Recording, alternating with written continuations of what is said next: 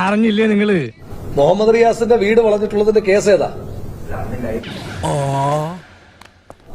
ഭാര്യ പിതാവിന് വേണ്ടി ഏതെങ്കിലും മാധ്യമ സ്ഥാപനം തല്ലിത്തകർത്തു എന്ന കേസിലാണോ എന്റെ വീട് വളഞ്ഞത്? അത് തനിക്ക് എങ്ങനെ അറിയാം? പറഞ്ഞിട്ടുണ്ട്. ഞാനോ? അതെ, ഒരു 5-6 പ്രാവശ്യം. ഓ, അത് ഞാൻ ചിലപ്പോ പറഞ്ഞു കാണും. അതെ. എന്റെ ഭാവി ഭാര്യയുടെ പിതാവിന് വേണ്ടി ഏതെങ്കിലും മാധ്യമ പ്രവർത്തകന്റെ കൈ തല്ലിയടിച്ചു എന്നതിന്റെ പേരിലാണോ എന്റെ വീട് വളഞ്ഞത്?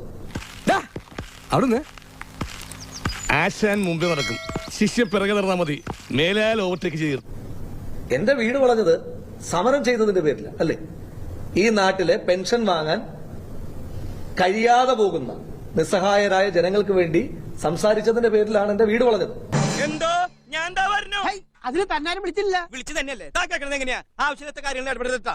അല്ല, നമ്മൾ കേസ് കൂടി പറയണം. ഏത് കേസ്? മുഹമ്മദ് റിയാസിന്റെ കേസ് ഏതാ? പറ. ഇനി പറ, ഞാൻ കേക്കട്ടെ. ഏത് സമരത്തിന്റെ പേരിലാ മുഹമ്മദ് റിയാസിന്റെ വീട് വളഞ്ഞത്? പറയട്ടെ.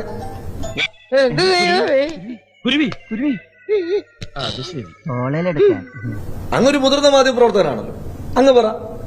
അങ്ങനെ ഏതെങ്കിലും ഒരു സമരം ചെയ്തതിന്റെ പേരിൽ മുഹമ്മദ് റിയാസിനെ അങ്ങനെ അറസ്റ്റ് ചെയ്തുകൊണ്ട് പോകുന്ന ഒരു വാർത്ത അങ്ങയുടെ മാധ്യമ സ്ഥാപനത്തിൽ പ്രസിദ്ധീകരിച്ചിട്ടുണ്ടോ?